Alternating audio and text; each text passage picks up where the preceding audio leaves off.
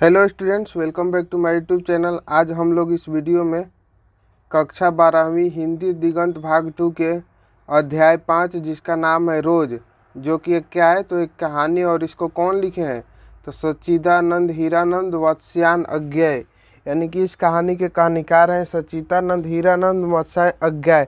आज हम उनका इस वीडियो में जीवनी यानी कि लेखक परिचय पढ़ेंगे। तो आइए चलिए शुरू करते हैं।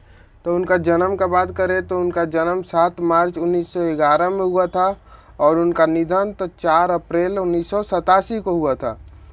अज्ञेय जी का जन्म स्थान कहाँ है तो कसया कुशीनगर उत्तर प्रदेश में उनका जन्म हुआ था। मूल निवास की बात करें तो करतारपुर पंजाब में उनका मूल निवास था और उनका जन्म उत्तर प्रदेश में हुआ था कसया के कुशीनगर में।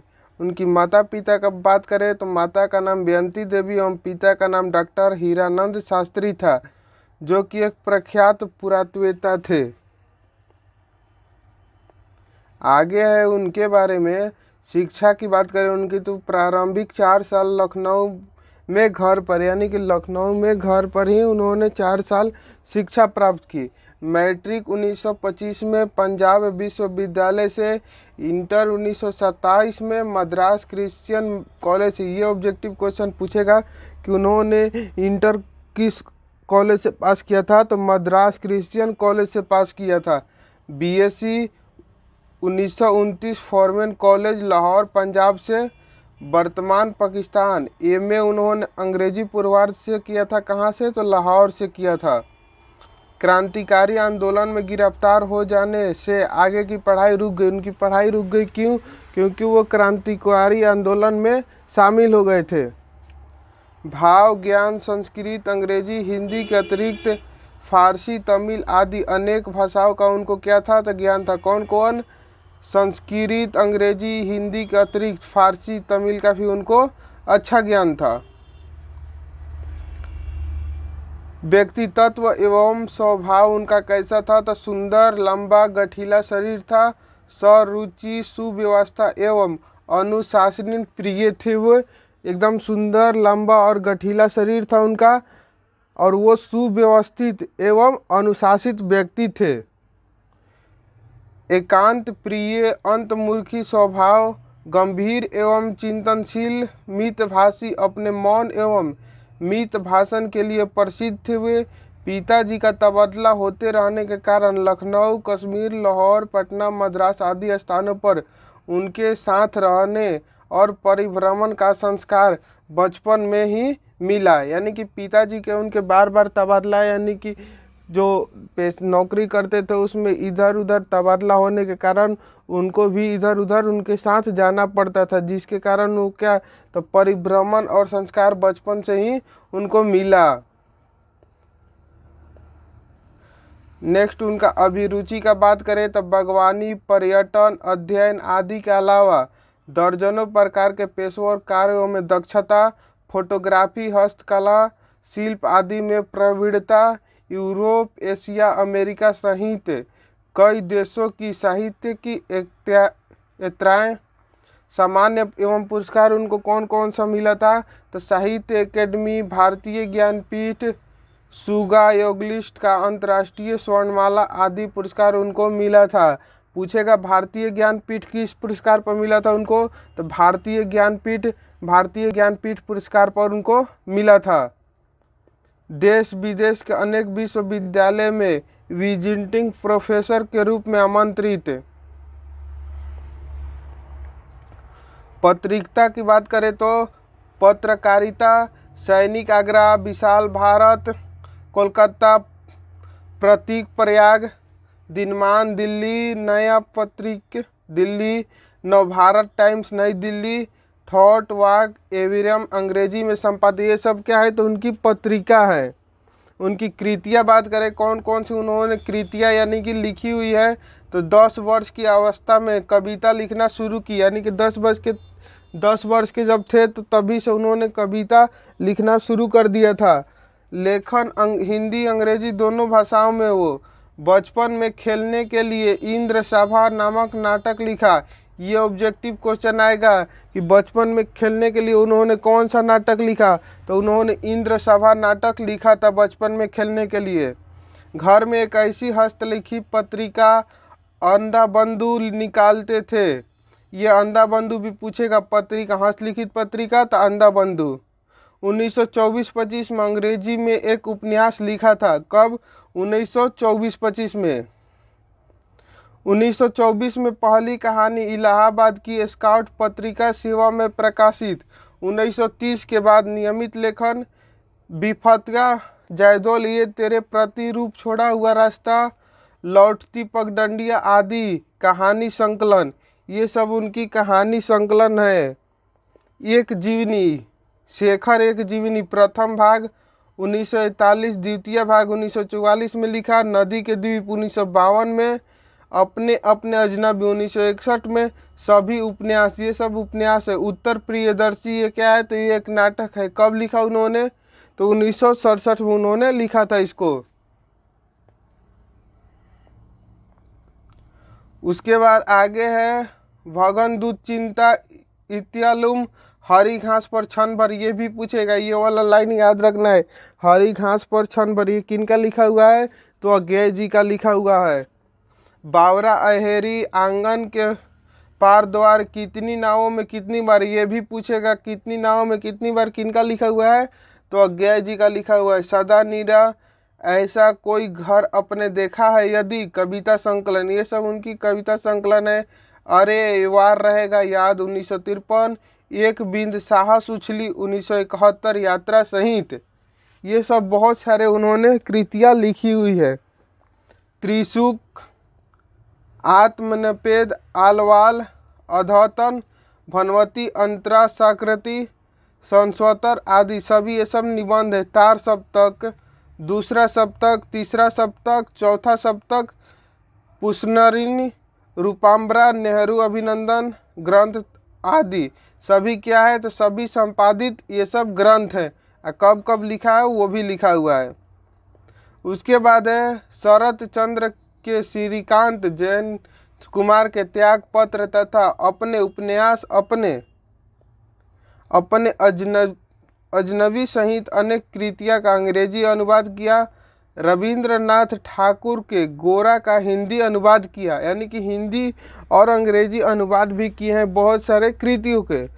सचितानंद हीरानंद वत्सायन अज्ञान हिंदी का आधुनिक साहित्य में एक प्रमुख प्रतिभा थे।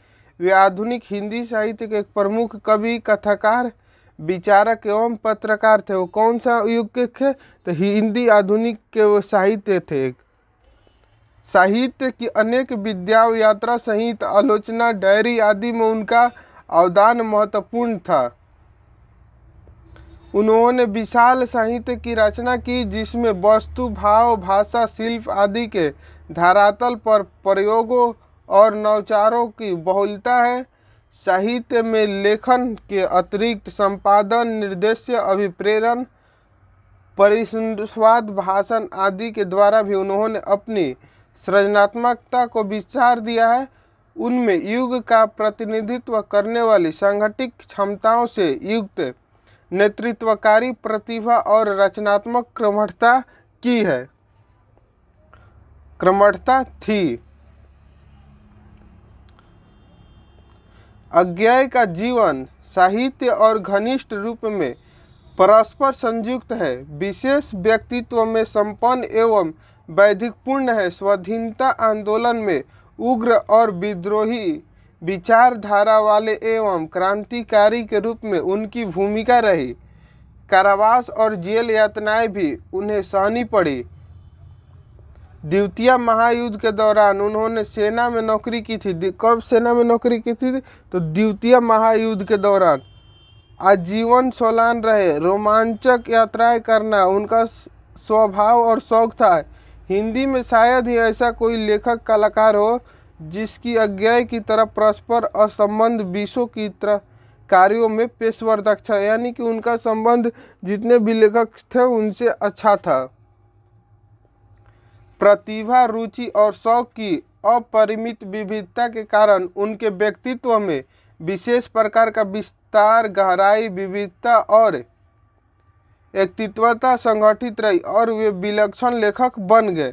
कथा साहित्य में प्रेमचंद और जयशंकर प्रसाद के बाद आए महत्वपूर्ण क्रांतिकारी परिवर्तन में अज्ञेय की भूमिका निर्णायक रही।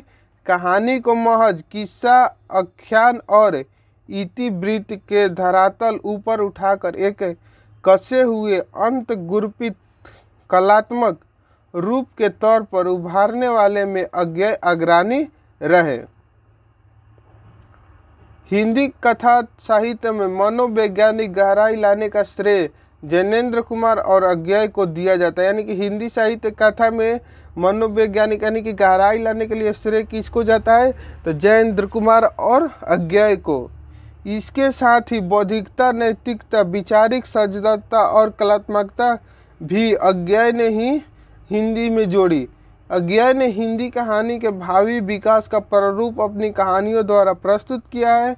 बिना अज्ञेय के नई कहानी का कल्पना नहीं किया जा सकता। यानी कि बिना अज्ञेय के जो नई कहानी का कल्पना है वो नहीं किया जा सकता है। अज्ञेय के द्वारा गैंग्रीन शीर्षक से 1934 में लिखी गई कहानी यहाँ प्रस्तुत है। बाद में इसका शीर्षक लेखक द्वारा रोज कर दिया गया। यानी कि पहले इसका नाम क्या था? तो गैंग्रीन था, जो कि बाद में इसका नाम चेंज करके क्या रख दिया गया? तो रोज रख दिया गया। यह प्रेमचंद के बाद की श्रेष्ठ हिंदी कहानियों में प्रेरणित होती है। वातावरण, परिस्थितियों और उसके प्रभाव में ढलते हुए एक गृहिणी के चरित्र का मनोवैज्ञानिक उद्भट अत्यंत कलात्मक रीति से लेखक यहाँ प्रस्तुत करता है। यानी कि इसमें रोज कहानी में किसका?